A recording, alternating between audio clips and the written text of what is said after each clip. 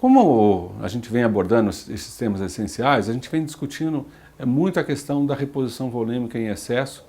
E a cirurgia abdominal, ela praticamente pode servir como um grande modelo em relação a isso. A gente abordou na apresentação anterior e falou sobre um estudo americano que mostra uma enorme variabilidade em reposição volêmica em cirurgias de colo. E por que isso acontece? Muitas vezes acontece por uma enorme variabilidade clínica dos nossos pacientes, né? Então, embora eles sejam um grupo pequeno de pacientes, mas eles têm uma enorme carga de complicações, chamadas morbidade e mortalidade. E quando eu analiso mortalidade dentro de um grupo de pacientes que é operado, esse estudo do Pierce no Reino Unido, o que ele faz? Ele contabiliza pacientes que foram operados pelo sistema britânico de saúde, tanto de forma eletiva quanto de forma de urgência e emergência. E ele procura observar pacientes acima de 69 anos de idade com comorbidade e pacientes de baixo risco, e pacientes de cirurgias eletivas. E o que ele encontra foi um dado que a gente apresentou em dados anteriores, em apresentações anteriores aqui, que 80% da mortalidade é nesse grupo pequeno de pacientes, 12% a 15% dos pacientes. Aí, a primeira matriz importante é definir quem é o paciente de risco, e esse diapositivo aqui ajuda a gente a fazer isso, e mais do que isso, a resolução 2174 também ela faz isso. Mas vamos fazer um framezinho aqui, tirar uma fotografia desse filme que o Pierce colocou. E a fotografia nossa vai ser em cirurgia abdominal de urgência e na cirurgia abdominal eletiva. A cirurgia abdominal eletiva, a mortalidade vai para em torno de 3, 4, 5%. Ela já é muito mais elevada do que a mortalidade basal naqueles pacientes 0,4% de cirurgias eletivas, pacientes sem risco. Ou seja, ela já é quase 5, 10 vezes mais, 12 vezes mais. Mas pasmem, quando você fala desse grupo de pacientes agora submetidos à cirurgia abdominal, de urgência ou emergência em pacientes de risco, a mortalidade encontrada aqui é de quase 28%, mas a mortalidade média em alguns centros no Reino Unido chegava mais perto de 50%. O que foi feito em relação a isso? Foi discutido, criou um grupo de trabalho, criou uma força-tarefa que analisou o melhor cenário que eles tinham em relação à cirurgia abdominal e os piores cenários que eles tinham. Juntaram esses centros, discutiram e criaram, na verdade, um protocolo, um bando.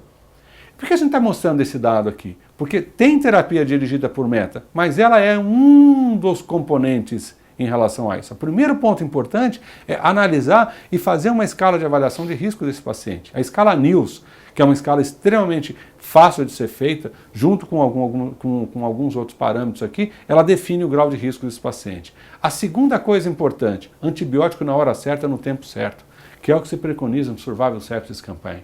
E é o que se preconiza numa cirurgia abdominal. O dente tem infecção, tem líquido na cavidade, tem que tomar antibiótico. Ele está fazendo a tomografia, o ultrassom, fazendo os exames, colhendo os exames, depois ele volta para o pronto-socorro, vai tomar um antibiótico 4, 5 horas depois. Por que você não dá um antibiótico assim que você está lá na tomografia, vê que ele tem líquido na cavidade, já não dá um antibiótico imediatamente? Foi isso que eles fizeram nesse estudo aqui. O antibiótico era administrado exatamente no momento que o doente estava e onde ele estava. A outra coisa importante era em relação ao time da cirurgia. Você não pode definir que um paciente tem uma cirurgia abdominal de urgência, isso aconteceu às 11 horas da noite, você transferir ela para ser operada no dia seguinte de manhã, porque o staff mais experiente chega amanhã de manhã. Não, o staff mais experiente vem operar esse paciente, tanto cirúrgico quanto anestésico, e essa era uma outra decisão dentro desse bundle que foi feito por eles aí, em até 6 horas ele era operado por essas pessoas mais experientes. E outro ponto fundamental, desde quando o paciente adentrasse ao pronto-socorro, fosse estabelecido que ele é um paciente de risco e tem uma suspeita de um quadro de contaminação ou um quadro de infecção abdominal, ele era passado um Doppler transesofágico e a partir daí era medido o débito cardíaco desse paciente, na verdade o volume sistólico e o índice cardíaco. E ele era otimizado e a partir daí ele fazia terapia dirigida por meta, ou seja, lá no pronto-socorro ele já começava essa terapia. E a outra coisa importante, todos os pacientes que eram operados nessas condições, 100% deles iam para terapia intensiva no pós-operatório. O que eles conseguiram? 25% de redução na mortalidade em 30 dias e 30% de redução naqueles pacientes mais graves. Do ponto de vista, primeiro, social e do ponto de vista familiar, isso tem um impacto brutal.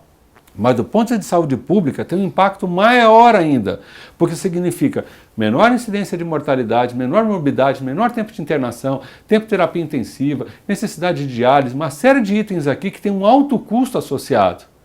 E com esses programas, o Reino Unido hoje tem feito uma série de programas específicos para altura de colo de fêmur, cirurgia abdominal de urgência, para cirurgias oncológicas extensas, e isso tem a ver com um quadro de uma melhoria significativa em relação à mortalidade.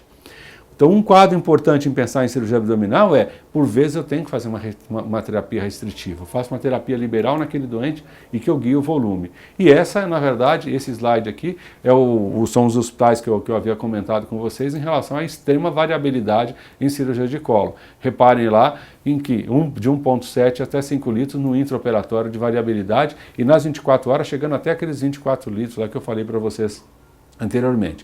Então, quando a gente compara terapia restritiva com terapia liberal em cirurgia abdominal, uma das complicações que a gente contabiliza aí é a disfunção e insuficiência renal no pós-operatório. Então a gente tem que estar atento a isso. Por vezes você, de certa forma, preserva um pouco a circulação esplâncnica de um aumento de edema, mas você tem uma outra complicação associada a isso, que aumenta efetivamente a incidência de disfunção renal no pós-operatório. E quando você faz terapia dirigida por meta nesses grupos de pacientes, você reduz alguma dessas complicações.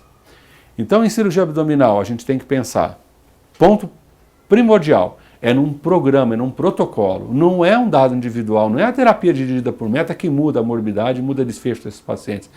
No caso do Reino Unido, ficou claro para a gente que vai desde a identificação, desde o plano, a administração do antibiótico, operar esse doente precocemente, usar a terapia dirigida por meta, e veja, essas ações elas são sinérgicas, elas não são uma na sequência da outra, elas acontecem ao mesmo tempo.